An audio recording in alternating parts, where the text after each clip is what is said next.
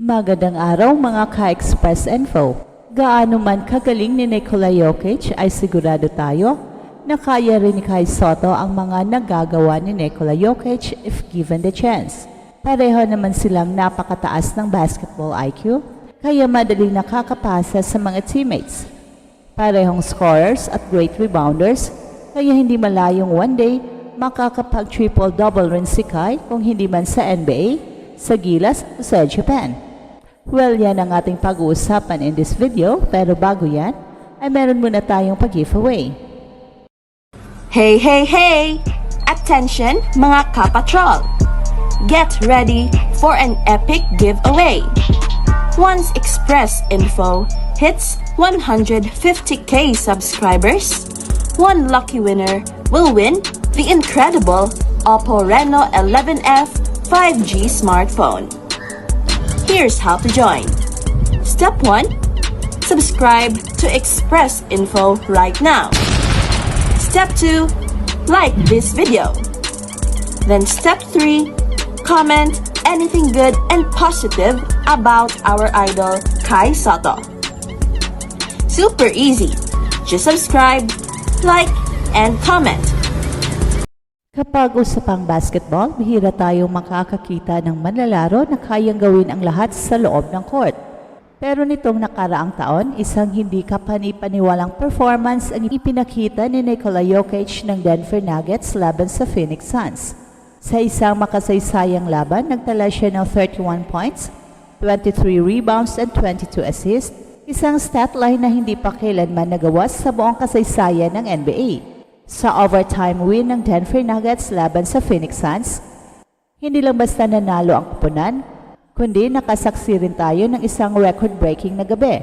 Si Jokic na kilala sa kanyang husay bilang isang 3-time MVP at NBA champion, ay muling nagpakita ng kanyang kahanga-hangang kakayahan sa laro. Ang kanyang 30-20-20 na stat line ay walang kapares sa kasaysayan ng NBA. At hindi lang yon, ito rin ang pangalawang beses na gumawa siya ng isang laro na may hindi bababa sa 25 points, 20 rebounds and 15 assists. Sa buong NBA history, tanging sina Oscar Robertson at Wilt Chamberlain ang may higit pang ganitong performances. Hindi lang ito basta-bastang achievement, ang NBA ay tahanan ng ilan sa pinakamahusay na atleta sa mundo. Pero wala pang nakagawa ng ganitong klaseng statline bago si Nikola Jokic.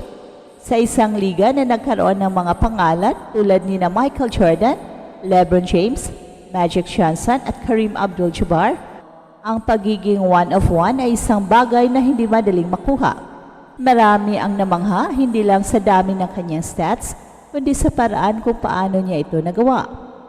Ayon kay Tim Legler ng ESPN, I've never seen anything like this. Ano ba ang kakaiba kay Jokic? Hindi siya ang pinaka-athletic na manlalaro sa NBA, pero ang kanyang basketball IQ ay nasa ibang antas. Isa siyang playmaker sa katauhan ng isang center. Hindi lang siya scorer, isa siyang maestro sa loob ng court na kayang idikta ang laro. Parang isang point guard sa katawan ng isang 7-footer. Sa laban kontra Suns, ipinakita niya ang kanyang versatility.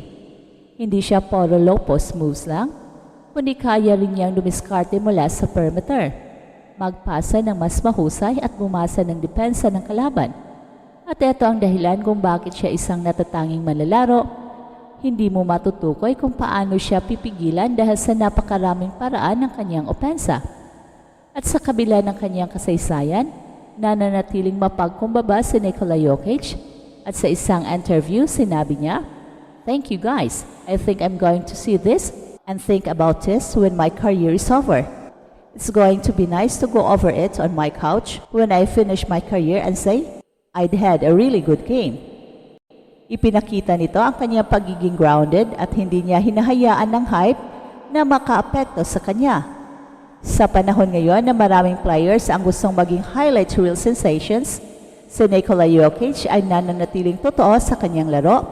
Hindi flashy, pero sobrang epektibo. Ang kanyang coach na si Michael Malone ay hindi na nagtatakang ipaliwanag ang kahusayan ni Jokic dahil ayon sa kanya, when you're one of the one in this league, with a great history of this league, that says something. Ang performance ni Jokic ay hindi lang isang record-breaking feat, kundi isang patunay na patuloy na nagbabago ang laro ng basketball. Noong unang panahon, ang mga sentro ay inaasahang maging dominado lamang sa ilalim ng ring. Pero ngayon, may mga big man na tulad ni Nikola Jokic na kayang magdala ng bola, magpasa ng tulad ng isang elite guard at maging sentro ng opensa ng isang kupunan. Sa isang liga na mayroong malalaking pangalan tulad ni Giannis Antetokounmpo, Joel Embiid at Luka Doncic, si Nikola Jokic ay nagpapakita na ang kanyang estilo ng paglalaro ay hindi lang epektibo, kundi pang henerasyon din ang epekto. Ipinapakita nito na ang mga bagong henerasyon ng players ay hindi na limitado sa traditional na roles sa court. Ang laban na ito ay magsisilbing paalala sa atin kung gaano kahusay ni Nikola Jokic. Hindi lang ito tungkol sa pagpanalo ng laro, kundi sa kung paano niya ito ginawa. Ang kanyang husay sa pagpasa, pag-rebound at pag-score ay isang bihirang kombinasyon sa NBA. Well, hindi may kakailan na si Nikola Jokic ay isa sa mga pinakamagagaling na manlalaro sa kasaysayan ng basketball. Sa kanyang husay, sa pagbuo ng laro, pagiging dominante sa loob ng paint, at pambihirang passing ability para sa isang big man, nagawa niyang makasulat ng kasaysayan sa NBA. Ang kanyang talento ay hindi lang limitado sa pagiging scorer, kundi pati na rin sa pagiging playmaker at defensive anchor ng kanyang kupunan. At dahil dito, marami ang napapaisip, posible rin kaya na marating ni Kai Sotto ang ganitong antas ng tagumpay? Well, kapansin-pansin na may pagkakatulad sina Kai Sotto at Nikola Jokic pagdating sa basketball IQ. Pareho silang may matalas na pag-unawa sa laro, kaya nagagawa nilang mapadali ang opensa sa kanilang kupunan. Si Nikola Jokic ay kilala sa kanyang elite passing skills na tila isang point guard kahit nasa sentro ng court. Si Kai naman, bagamat hindi pa kasing bihasa sa playmaking ni Jokic, ay may potensyal din na maging facilitator sa kanyang posisyon. Kung mabibigyan siya ng tamang sistema at training, posible siyang maging isang modernong big man na kayang gumawa ng plays para sa kanyang teammates. At pagdating sa scoring at rebounding, may malaking potential din si Kai Sotto. Tulad ni Jokic, may tangkad at mobility siya na magbibigay sa kanya ng advantage laban sa mga mas maliit na kalaban. Magaling siya sa loob ng paint at may shooting touch sa mid-range at sa perimeter. Isang aspeto na patuloy niyang pinapaganda.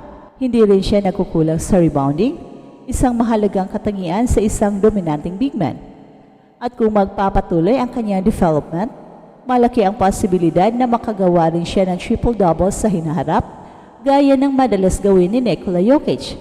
Bagamat hindi pa rin nakikita si Kai sa NBA, patuloy niyang pinapatunayan ang kanyang kakayahan sa iba't ibang international leagues.